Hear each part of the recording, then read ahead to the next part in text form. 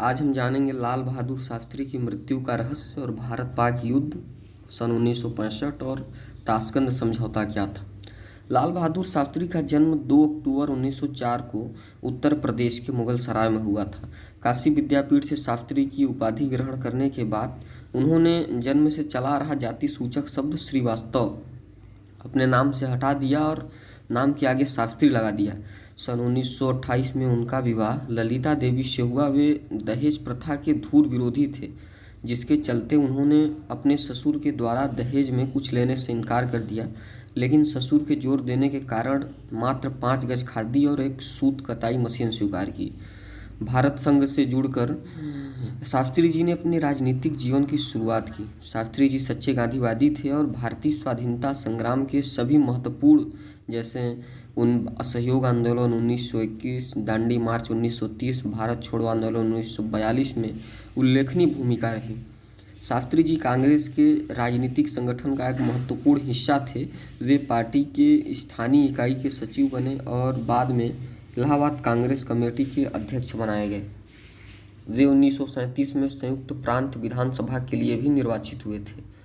लाल बहादुर शास्त्री 9 जून 1964 को भारत के दूसरे प्रधानमंत्री के रूप में शपथ ली और भारत में उन्होंने विदेश मंत्रालय तथा आणविक ऊर्जा विभाग अपने पास रखे, लेकिन बाद में उन्होंने विदेश मंत्रालय स्वर्ण सिंह को सौंप दिया। शास्त्री जी के छोटे से कार्यकाल में कुछ महत्वपूर्ण कार्य हुए और महत्वपूर्ण चुनौतियां भी आईं। शास्त्री जी ने स्पष्ट किया कि वो कमजोर व्यक्ति नहीं थे, अपितु वे स्वयं दूरदर्शी व्यक्ति थे और तेजी से कठोर निर्णय लेने में भी सक्षम थे। उन्होंने कहा कि शायद मेरे छोटे कद और मृदभाषी होने के कारण लोग उचित ही सोचते हैं कि मैं दृढ़ नहीं हूँ। यद्यपि मैं शारीरिक रूप से बलशाली नहीं हूँ, मैं समझता हूँ कि मैं आंतरिक रूप से बेहद कमज़ोर नहीं हूँ। उनकी सरकार को 3 बड़े संकट, जैसे मद्रास राज, बाद में तमिलनाडु बना, हिंदी भाषा विरोधी व्यापक हिंसात्मक जो वहाँ हो रहा था, देश में खाद्यान्न की कमी और 1965 में पाकिस्तान युद्ध का सामना करना पड़ा। एक देश में 1965 युद्ध के दौरान भोजन की कमी निरंतरता बढ़ती गई। अमेरिका के राष्ट्रपति लिंडन बी जॉनसन उन्होंने चेतावनी दी कि PL 480 समझौते के तहत वो अंतर्गत गेहूं की आपूर्ति रोक देगा। इस तरह भारत पर दबाव बनाने का प्रयास किया गया। शास्त्री जी ने भारतीयों से कहा कि हम भूखे रह सकते हैं, लेकिन अमेरिका के आगे झुकेंगे नहीं। शास्त्री जी ने लोगों को सप्ताह में 1 बार भोजन का स्वैच्छिक रूप से त्यागने हेतु प्रोत्साहित किया, ताकि भोजन को बचाया जा सके और ज़रूरतमंदों तक वितरित किया जा सके। हालांकि उन्होंने लोगों से ऐसा कहने से पूर्व अपने परिवार के सदस्यों को यह व्यवस्था अपनाने को कहा और लागू भी किया। आश्चर्यजनक रूप से लोगों ने इसमें बढ़ चढ़ कर योगदान किया, यहाँ तक कि होटल एवं भोजनालय सोमवार को बंद भी रहने लगे। भारत पाक युद्ध 1965 में भारत पाकिस्तान युद्ध की ओर से खतरे का सामना करना पड़ा।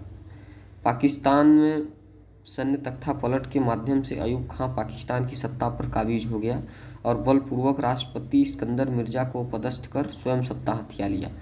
उनको ऐसा लग रहा था कि 1962 में चीन के युद्ध ने सशस्त्र बलों समेत भारतीयों को निरुत्साहित किया था, अतः अयूब खां सीमा पर भारतीय सैन्य बलों के साथ जोर आजमाइश का यह सही समय है सोचा और चढ़ाई कर दिया।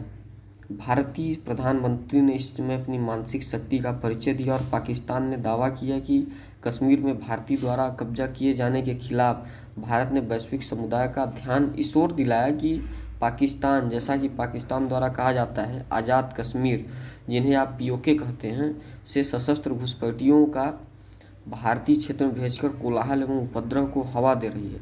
शास्त्री जी ने आदेश दिया भारतीय सेना को सीज फायर लाइन पार कर सकती है और 1965 में दूसरा भारत पाक युद्ध शुरू हो गया।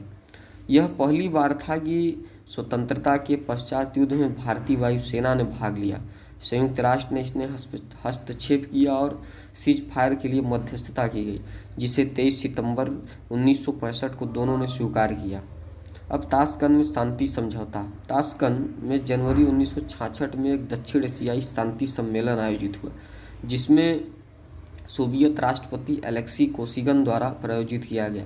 कोसिगिन की मध्यस्थता में यह संभव हो गया कि पाकिस्तान के राष्ट्रपति अयूब खां और भारत के प्रधानमंत्री लाल बहादुर शास्त्री मिले। अपने देशों के बीच सामान्य एवं शांतिपूर्ण समझौते को पुनः स्थापित करने तथा अपने लोगों के बीच समझ व मैत्रीपूर्ण समझौतों को प्रोत्साहित करने के लिए 10 जनवरी 1966 में ताशकंद समझौता हुआ। ताशकंद घोषणा का अर्थ था कि भारत और पाकिस्तान के बीच शांति बनाए रखने के लिए रूपरेखा बनाना। यह विश्वास किया गया कि दोनों पक्ष स्वयं किसी भी समझौते पर नहीं पहुंच सकते, इसीलिए सोवियत नेताओं द्वारा तैयार मसौदे पर उन्हें हस्ताक्षर करने के लिए बाध्य किया गया। हालांकि इसे भारत ने पूर्ण अनुमोदन नहीं मिला। आलोचकों ने महसूस किया कि समझौता होना चाहिए, लेकिन कोई युद्ध नहीं, समझौता नहीं किया गया और न ही ऐसा प्रावधान था। शास्त्री जी की रहस्यमयी मृत्यु 11 जनवरी 1966 को सुबह ताशकंद समझौते के बाद हस्ताक्षर के बाद वाली सुबह लाल बहादुर शास्त्री हृदयाघात से प्राणहीन हो गए।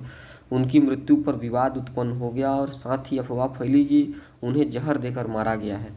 इस मामले में सेंट्रल इंटेलिजेंस एजेंसी अमेरिका की CIA का हाथ होने का भी संदेह था। जैसा कि पश्चिमी देश भारत की आणविक महत्वाकांक्षा और दक्षिण एशिया में शक्ति संतुलन हो रही थी, उसको शंका में थे। यह विवाद अभी तक खत्म नहीं हुआ है। पहली जांच राजनारायण ने करवाई, जो बिना किसी परिणाम के समाप्त हो गई।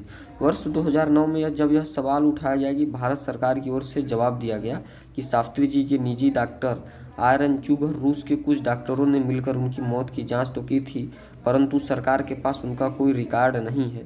वर्ष 2009 में सूचना के अधिकार के अंतर्गत मांगी जानकारी के अनुसार प्रधानमंत्री कार्यालय की ओर से स्पष्ट किया गया कि शास्त्री जी की मृत्यु दस्तावेज सार्वजनिक